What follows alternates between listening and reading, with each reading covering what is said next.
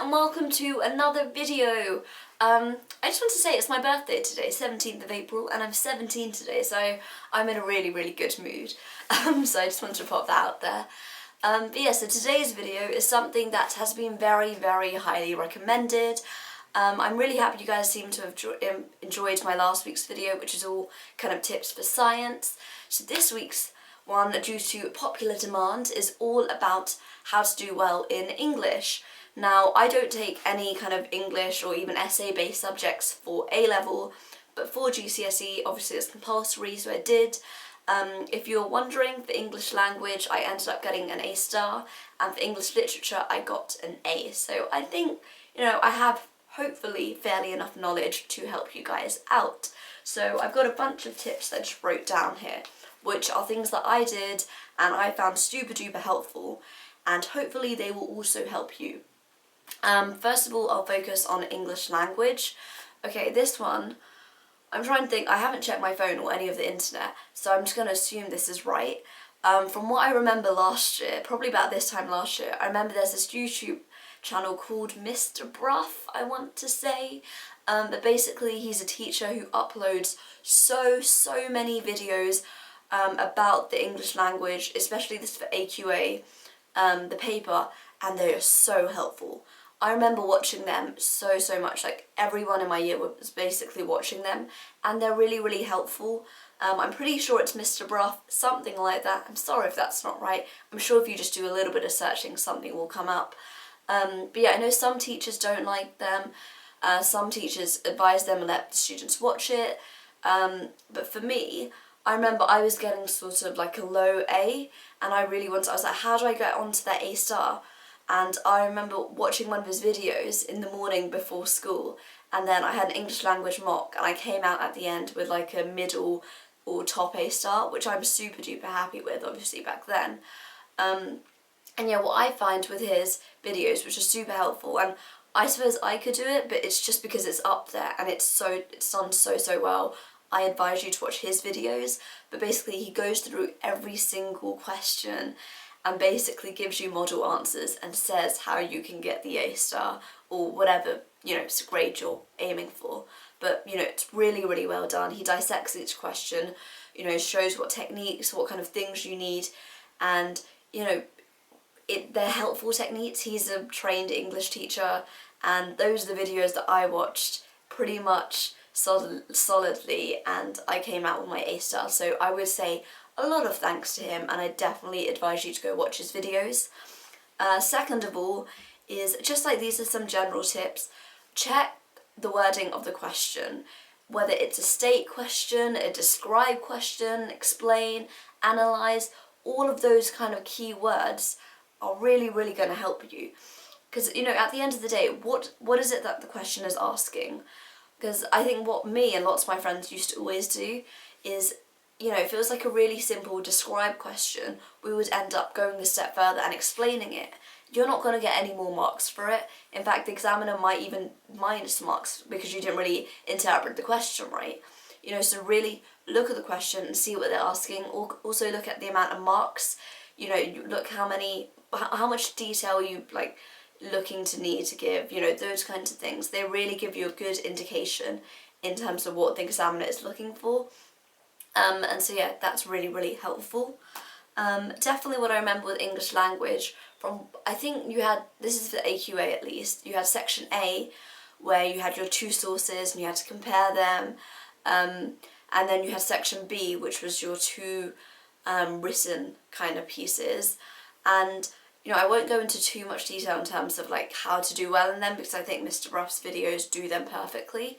But just generally in terms of section B for the written part, look at your techniques. I'm sure there are plenty of different, I don't even know what you call them now, but you know when it's like where you get to remember a bunch of different words, you take like the first letter. I'm sure there are lots of those kinds of things to help you remember different techniques.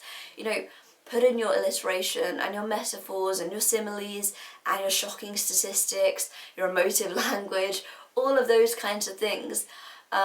but just make sure it flows well. That also really helps. Make sure it the piece runs really well. You know, your spelling, your grammar, all of these kinds of things, that's what they're looking for. What I find, you know, quite helpful is do a bit of like reading beforehand, whether that's kind of fictional based or just go read like some Guardian or BBC News, those kind of articles, really to get you into the mindset and the frame of mind in terms of like what kind of things you want to be writing about. Also the kind of language you use, make sure you're using that kind of top-notch language. You're not using like good or nice, you're using a bit, you know, the sparkly kind of words that you're like, oh, that is a good word. You know, you want the examiner to mark your piece going, wow, wow, wow, this person is just, you know, doing super well. You just want to do well. And so yeah, those are pretty much all my tips for English language.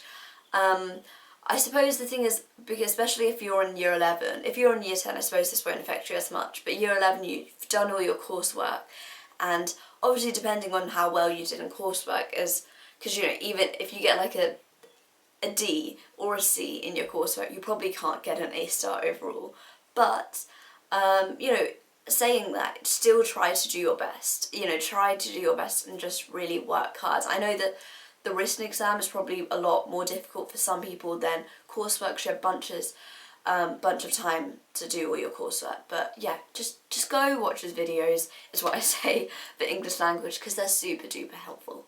For English literature, on the other hand, I did Jekyll and Hyde, and I did To Kill a Mockingbird. I'm trying to think, are those the only 2 books we had to read? Who knows? I suppose the first thing that I would say is read the book. I know that sounds silly, but so many of my friends were just like, oh yeah, I didn't read the book. And it's the way people say it as like, oh, it's really cool. How cool am I? I didn't even read the book because I'm super lazy or whatever. And I'm like, you're only making things more difficult for yourself. You know, the books they set you to read, to be fair, I don't think they take that long. You could easily finish it if you're taking your time in a week. A week isn't a lot of time. If you really wanted to go for it, you could probably finish it in like 3 hours, maybe a day. You know, read the book. I probably read Jekyll and Hyde, I probably read about twice. To Kill a Mockingbird, I probably read about 3 times. For me, I just ended up falling in love with the book. I really, really enjoyed it.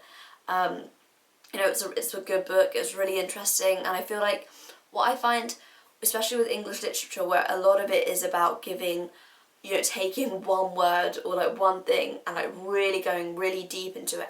How many different meanings can you get? Can you use that to justify this, this and this? And reading it so many different times, you know, reading it once, you're getting a general understanding of it. Reading it twice, see what these different things mean. Reading it 3 times, maybe you can get a different meaning for these things, maybe spot things that you didn't quite realise. You know, those kinds of things. I think just get a really, really good understanding of the book, of the piece that you're going to be tested on. So yeah, definitely just read the book. Yeah, so my second point, be creative. Don't just go with the standard, oh, it says that his top was blue, or like his top was red, so his top was red. Like, you know, what does red signify? What can that lead to? What does that tell you about the character? All of these little things are done for a reason, kind of thing. Even if they're not done, even if you're like, no, I'm pretty sure that just means his top is red. Don't say that. This is English. You can just go into it and make up any nonsense. As long as it kind of links to your point and helps, you know, boost up the grade, just say it, basically. One thing that I did, which I found really helpful, was make like big posters about themes or about characters. And this is just giving you, and obviously, you know, for English you need your quotations.